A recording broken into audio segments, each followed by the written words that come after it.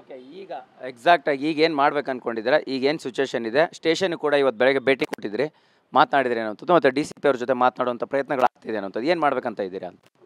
Sir ಏನಿಲ್ಲ, ಈಗ ಅದು ಯಾವುದೋ ಒಂದು ಹಳೆ ಆಡಿಯೋ, ಅದೇ ಇದೇ ಹಳೆ ಆಡಿಯೋ ವೈರಲ್ ಆಗಿದೆ. ನನಗೆ ಗೊತ್ತಿಲ್ಲ, ಯಾರೋ ಒಬ್ಬರು ಹಿಂಗೆ ಮೆಸೇಜ್ ಮಾಡಿದ್ರು ನನಗೆ, ಗುರು ನಿಂದು ಹಳೆ ಆಡಿಯೋ ವೈರಲ್ ಆಗ್ತಿದೆ ಅಂತ. ಸರಿ ಆಯ್ತು, ಇವಾಗ ಬಿಟ್ಟಾಕ ಅದ್ರ ಬಗ್ಗೆ ಎಲ್ಲ ತಲೆ ಕೆಡಿಸ್ಕೊಬೇಡ, ನಂದೇ ಸಾವಿರ ಟೆನ್ಷನ್ ಇದೆ ಅಂತ. ನಂದು ಯಾವುದೋ ಒಂದು ಜಮೀನು ಕೇಸ್ ಇತ್ತು ನಮ್ಮದು ಬೀದರಲ್ಲಿ. ನಾನು ಅಲ್ಲಿಗೆ ಹೋಗ್ತಾಯಿದ್ದೆ, ಕಟ್ ಮಾಡಿದೆ ನನ್ನ ಕಾಲು. ಅಲ್ಲಿ ಕೇಸ್ ಮುಗಿಸ್ಕೊಂಡು ಬರೋ ಅಷ್ಟರಲ್ಲಿ ಏನೇನೋ ಮೆಸೇಜ್ ಮಾಡ್ತಾಯಿದ್ದಾರೆ ಯಾರು, ನೀನು ಹಂಗೆ ಮಾಡ್ಬಿಡ್ತೀವಿ ಹಿಂಗೆ ಮಾಡ್ಬಿಡ್ತೀವಿ ಏನೇನೋ ಮೆಸೇಜ್ ಮಾಡ್ತಾಯಿದ್ರು. ನಾನು ಅದಕ್ಕೆ ಸರಿ ಆಯಿತು ಅಂದ್ಬಿಟ್ಟು ಯಾವುದಕ್ಕೂ ಒಂದು ಇನ್ಫಾರ್ಮೇಷನ್ ಕೊಟ್ಬಿಡೋಣ ಅಂದ್ಬಿಟ್ಟು ಸ್ಟೇಷನ್ಗೆ ಹೋದೆ. ಸ್ಟೇಷನ್ಗೆ ಹೋಗಿ ಕೇಳಿದಾಗ ಎಂತಕ್ಕೆ ಪ್ರೊಟೆಕ್ಷನ್ ಬೇಕು ಅಂತ ಕೇಳ್ತಾ ಇದ್ದಾರೆ. ಇಂಥದಕ್ಕೆ ಅಂತಲೇ ನಾನು ಹೇಳಲೇಬೇಕಾಗುತ್ತೆ, ಯಾಕಂದರೆ ಸುಮ್ಮನೆ ಪ್ರೊಟೆಕ್ಷನ್ ಕೊಡೋಕ್ಕೆ ಅವರು ಒಪ್ಪಲ್ಲ. ಏನಾದ್ರು ಥ್ರೆಟ್ ಇದ್ದರೆ ಮಾತ್ರ, ಅಥವಾ ಯಾರು ಏನಂತಾರೆ ವಿ ವಿ ಐ ಪಿಸ್ ಇದ್ದರೆ ಮಾತ್ರ ಅವರು ಪ್ರೊಟೆಕ್ಷನ್ ಕೊಡೋದು. ನಾವು ವಿ ಐ ಪಿನೂ ಅಲ್ಲ, ವಿ ಐ ಪಿನೂ ಅಲ್ಲ. ನನಗೆ ಈ ಥರ ಥ್ರೆಟ್ ಇದೆ ಅಂತ ಹೇಳಿ ಕೊಟ್ಟಿದ್ದೀನಿ. ಆಮೇಲೆ ಪ್ರೀವಿಯಸ್ NCR ನಂಬರ್ ಬರೆದ್ಬಿಟ್ಟು ಕೊಟ್ಟಿದ್ದೀನಿ, ಅದನ್ನು ರೆಫರ್ ಮಾಡಿಬಿಟ್ಟು ಮಾಡ್ತಾರೆ. ಈಗ ಸಾಹೇಬರು ಇಲ್ಲ, ಇನ್ಸ್ಪೆಕ್ಟ್ರು ಸಾಹೇಬರು ಇಲ್ಲ, ಎಲ್ಲೋ ಚಿತ್ರದುರ್ಗಕ್ಕೆ ಎಲ್ಲೋ ಹೋಗಿದ್ದಾರೆ. ಬಂದಿದ ತಕ್ಷಣ ಅವ್ರನ್ನ ಭೇಟಿ ಆಗ್ತೀನಿ. ಈಗ ದರ್ಶನ್ ಅವರು ಮತ್ತೆ ಇವತ್ತು ಕೊಲೆ ಕೇಸಿನ ಆರೋಪಿಯಾಗಿರುವಂಥದ್ದು, ಅವರ ಗ್ಯಾಂಗ್ ಇರುವಂಥದ್ದು, ಅದ್ರ ಬಗ್ಗೆ ಏನು ಅನಿಸುತ್ತೆ? ಅವ್ರ ಜೊತೆಗಿರೋವಂಥರಾಗಿರ್ಬೋದು, ಇದಾಗಿರ್ಬೋದು, ಅವ್ರು ಮಾಡಿದಾರೆ ಅಂತ ಅನ್ಸುತ್ತಾ? ಹೆಂಗೆ ಅನಿಸುತ್ತೆ ನೀವು ನೋಡ್ದಂಗೆ ಅವರೆಲ್ಲ ಹೆಂಗೆ ಇರ್ತಾ ಇದ್ರು ಅಂತ? ಸರ್, ಅವ್ರು ಯಾರನ್ನೂ ನಾನು ತುಂಬ ಹತ್ತಿರದಿಂದ ಏನು ನೋಡಿಲ್ಲ. ಹತ್ತಿರದಿಂದ ನೋಡಿಲ್ಲ ಅಂದರೆ ಅವ್ರ ಜೊತೆ ನಾನು ಜಾಸ್ತಿ ಬೆರ್ತಿಲ್ಲ. ಲಕ್ಷ್ಮಣನ ಒಬ್ಬರು ನೋಡಿದ್ದೀನಿ, ತುಂಬ ಹಾನೆಸ್ಟ್ ಆಗಿದ್ರು ಅವರು. ದರ್ಶನ್ ಸರ್ ಜೊತೆ ತುಂಬ ಹಾನೆಸ್ಟ್, ಯಾಕಂದರೆ ತುಂಬ ವರ್ಷದಿಂದ ನಾನು ನೋಡ್ಕೊಬಂದಿದ್ದೀನಿ. ಸಾರಥಿ ಟೈಮಿಂದನೂ ನಾನು ನೋಡಿದ್ದೀನಿ, ಯಾಕಂದರೆ ನಾನು ಆವಾಗ ಶುರು ಆಗಿದ್ದು ಹೋಗೋಕ್ಕೆ. ಆವಾಗಿಂದನೂ ಅವ್ರ ಜೊತೆ ಚೆನ್ನಾಗಿದ್ದಾರೆ.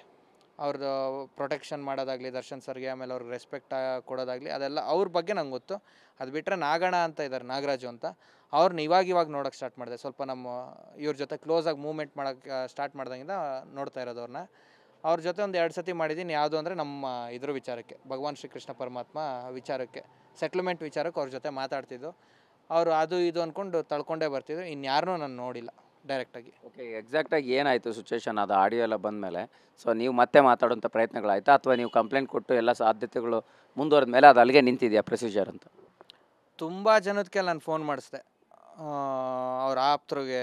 ಈಗ ಮೈಸೂರಲ್ಲಿ ಒಂದಷ್ಟು ಜನ ಇರ್ತಾರೆ, ಅವ್ರ ಫ್ರೆಂಡ್ಸು, ಅವ್ರಿಗೆಲ್ಲ ನಮ್ಮ ಮಾಮಂತರು ಫೋನ್ ಮಾಡಿಸ್ದೆ. ನಮ್ಮ ಮಾಮಂತರು, ನಮ್ಮ ಮಾಮನ ಫ್ರೆಂಡ್ಸ್ರು ಎಲ್ಲ ನಾನು ಫೋನ್ ಮಾಡಿಸ್ದೆ. ಯಾವುದೇ ಕಾರಣಕ್ಕೂ ಅವ್ನ ವಿಷಯ ಅಂದರೆ ಮಾತಾಡಲ್ಲ ಅಂತ ಹೇಳಿದ್ದಾರೆ ಅಂದರು. ಅದು ಸುಳ್ಳೋ ನಿಜನೋ ನಮಗೆ ಗೊತ್ತಿಲ್ಲ. ಸರಿ ಆಯಿತು ಅಂದ್ಬಿಟ್ಟು ನಾನು ಅಲ್ಲಿಗೆ ಸುಮ್ಮನೆ ಅದೇ. ಆಮೇಲೆ ಕೇಸ್ ಆಯಿತು, ಎಲ್ಲ ಆಯಿತು, ನಾನು ಸುಮ್ಮನೆ ಆಗೋಗಿದ್ದೆ, ಅದನ್ನು ಫೇಸ್ ಮಾಡ್ತಾಯಿದ್ದೆ. ಅದಾದಮೇಲೆ 1-2 ಸತಿ ನಾನೇ ಮನೆ ಹತ್ರ ಹೋದೆ, ಮಾತಾಡ್ಬೋಣ, ನಮ್ಗೆ ಯಾಕೆ ದುಶ್ಮನಿನೇ, ಎಷ್ಟೇ ಆದರೂ ಅಭಿಮಾನಿ ನಾನು, ನಮ್ಮ ಬಾಸ್ ಅವರು, ಹೋಗ್ಬಿಟ್ಟು ಮಾತಾಡಿಸ್ಬಿಡೋಣ ಅಂತ ಬಿಡಲಿಲ್ಲ.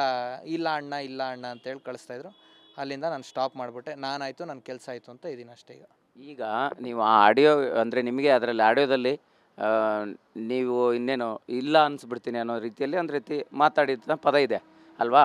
ಅದನ್ನು ವಿಚಾರವಾಗಿ ಇಟ್ಕೊಂಡು ಅದನ್ನೇನೋ ಮುಂದುವರಿಸೋಂಥ ಸಾಧ್ಯತೆಗಳಿದೆಯಾ? ಅದನ್ನು ಕಂಪ್ಲೇಂಟ್ ಕೊಡೋಂಥ ಸಾಧ್ಯತೆಗಳಿದೆಯಾ? ಹೇಗೆ ಏನು ಅನ್ನೋದು? ಸರ್, ಅದೇ ಹೇಳ್ದನಲ್ಲ, ಇವಾಗ ನಾನು ಪ್ರೊಟೆಕ್ಷನ್ ಬೇಕು ಅಂದರೆ ನಾನು ಇರೋ ಫ್ಯಾಕ್ಟ್ನ ನಾನು ಕೊಡಲೇಬೇಕಾಗುತ್ತೆ. ಪೊಲೀಸ್ ಹತ್ರ ನಾವು ಸುಳ್ಳು ಹೇಳಿ ನಾವು ಸಿಕ್ಕಾಕೊಳ್ಳೋಕೆ ನಾನು ಇಷ್ಟಪಡಲ್ಲ.